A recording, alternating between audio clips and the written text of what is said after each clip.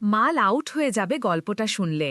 বাবা বাড়িতে আমাকে পেয়ে তার মেশিন আমার ভিতরে দিতেই আমি উফ আহ বলা শুরু করলাম। আমার স্ত্রী একটি অসুখের কারণে চলে গিয়েছিলেন, যার কারণে আমি প্রচণ্ড আঘাত পেয়েছিলাম। আমার একমাত্র মেয়ে ছিল, তার নাম ছিল সোনম। সোনম দেখতে খুব সুন্দর ছিল। যখন আমার স্ত্রী চলে গেলেন, তারপর আমি আমার মেয়ের দিকে ঠিকমতো নজর দিইনি, আর হঠাৎ করেই সে বিয়ের বয়সে পৌঁছে গেল, আমি টেরও পাইনি। আমার মেয়ে সাধারণ আর সহজ সরল ছিল। সে ঘরে সালোয়ার পরত আর বাইরে যাওয়ার সময় জিন্স আর টপ পরত।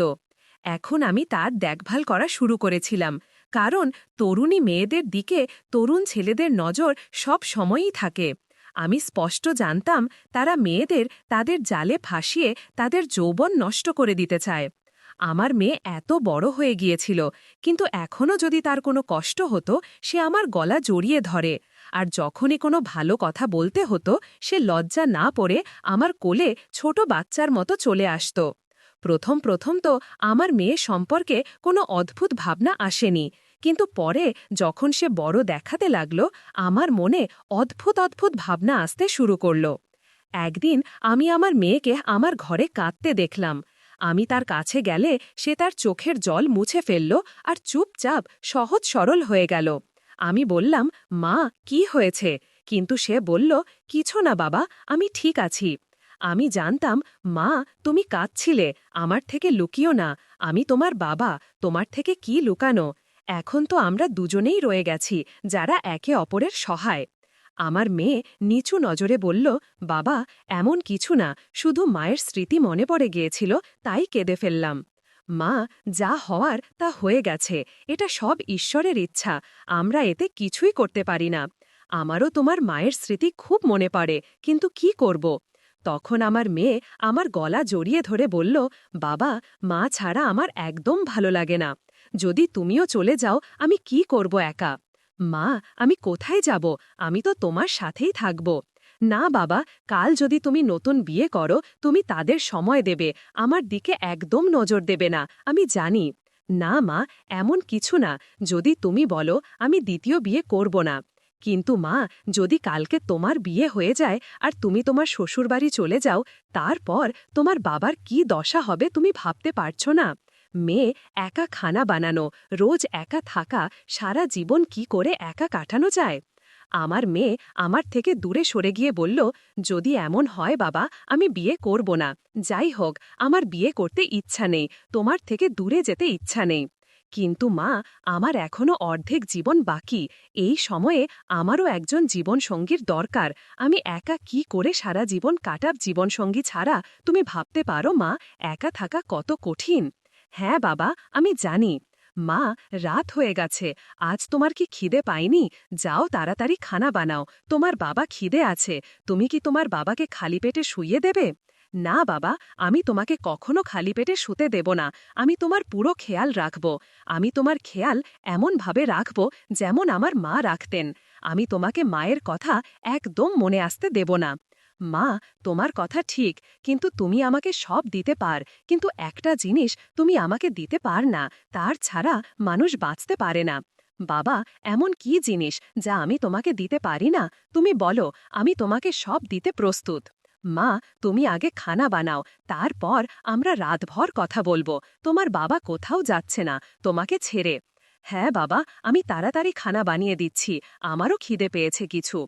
আমি নিজের ওপর একটু লজ্জা পাচ্ছিলাম, আমি আমার মেয়ের সাথে কি করতে চাইছি, কিন্তু যদি আমার মেয়েও রাজি হয় আমি কি করব? ছোটবেলা থেকে আমি তাকে অনেক আদর করে রেখেছি, কিন্তু আজ এমন কথা বললে সে হয়তো আমার ওপর থুথু ফেলবে। খাওয়ার পর যখন আমি আমার ঘরে গেলাম, আমার মেয়ে ঘুমিয়ে পড়েছিল। আমি বললাম, মা, তুমি ঠিক আছো তো? হ্যাঁ বাবা, আমি ঠিক আছি, কিন্তু আমার পায়ে হালকা হালকা ব্যথা হচ্ছে, জানি না কেন। এটা এখনই শুরু হয়েছে, যখন আমি খানা বানাচ্ছিলাম তখন তো এমন ছিল না। কি হতে পারে বাবা? মা, কিছু না, আমি তোমার পায়ে মালিশ করে দিই। না বাবা, তুমি থাক, তুমি আমার পায়ে মালিশ করবে কিভাবে? আমি নিজেই করব, এখন আমি বড় হয়ে গেছি। মা, তুমি বড় হয়ে গেছো, কিন্তু আমারও দায়িত্ব আছে, তোমার মায়ের চলে যাওয়ার পর তোমার দেখভাল করা। ঠিক আছে বাবা, করো মালিশ, আমি জানতাম তুমি মানবে না। তারপর আমি আমার মেয়ের পায়ে মালিশ করা শুরু করলাম। মেয়েটি বলল, পাপা একটু ওপরে করে হাঁটু পর্যন্ত মালিশ করো। যখন আমি মালিশ করছিলাম সে দ্রুত শ্বাস নিতে শুরু করল। মেয়ে, কি হয়েছে? এত দ্রুত শ্বাস কেন নিচ্ছ? কিছু না পাপা, এমনি। আমার মেয়ে আমাকে লুকিয়ে রাখছিল, কিন্তু সে গরম হয়ে উঠছিল। আমি সব বুঝে ফেলেছিলাম। মেয়েটি বলল, পাপা এখন আমার মনে পড়েছে তুমি যে জিনিসের কথা বলছিলে যা আমি তোমাকে দিতে পারব না। পাপা বলো এখন।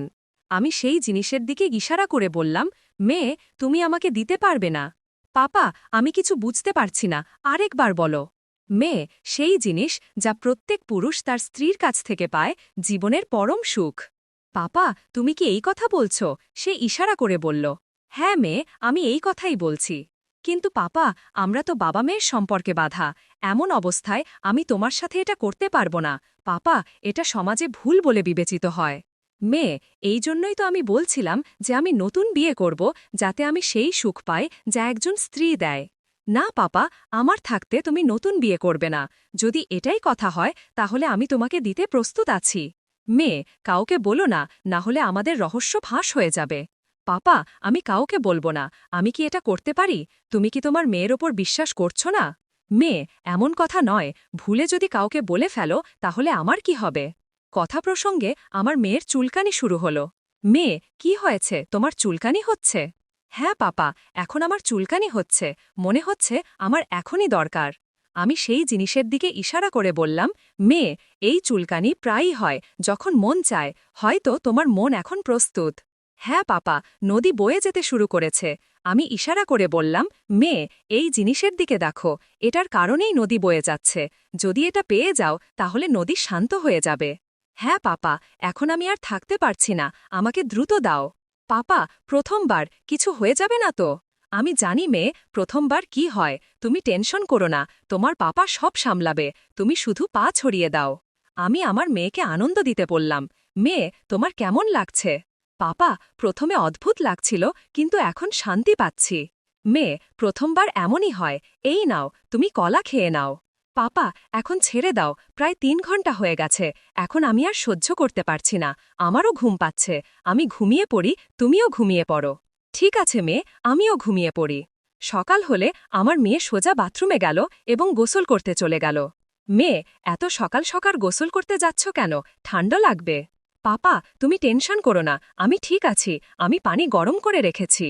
খাওয়ার পর আমি অফিসে যেতে প্রস্তুত হলাম, কিন্তু তখনই আমার মেয়ে বলল, পাপা আমি এখানে একা কিভাবে থাকব? আমিও তোমার সাথে আসছি, আমিও নিয়ে চলো। ঠিক আছে মেয়ে, চলো তুমিও। গাড়িতে বসে বসাই আমার মুড তৈরি হয়ে গেল। আজ তো চলো ফিরে যাই, আজ আমরা পুরো মজা করব। পাপা আমারও খুব ইচ্ছা করছে।